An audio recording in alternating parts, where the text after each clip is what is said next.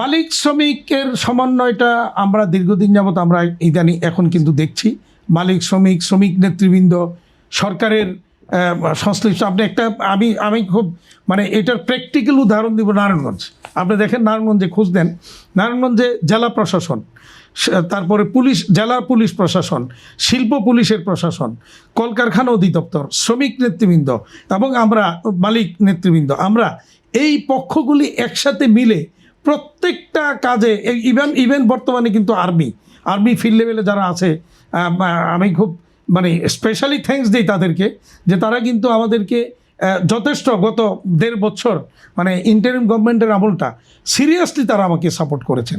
ওদের স্বপ্ন পূরণে পাশে থাকতে পেরে আমরা গর্বিত।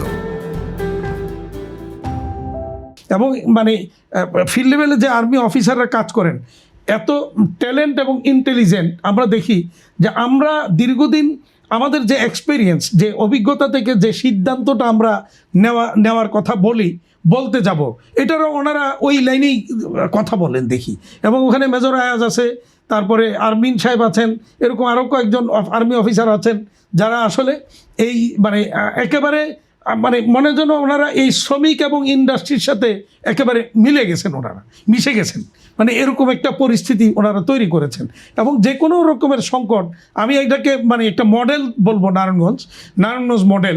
সেখানে মালিক শ্রমিক নেতৃবৃন্দ, কলকারখানা অধিদপ্তর, সরকার, আর্মি, পুলিশ, শিল্প পুলিশ বা জেলা প্রশাসন, এই পক্ষ সবাই মিলে যেভাবে আমরা কাজ করছি, দেখেন নারায়ণগঞ্জে কোনো সংকট খুব একটা কখনো হয়।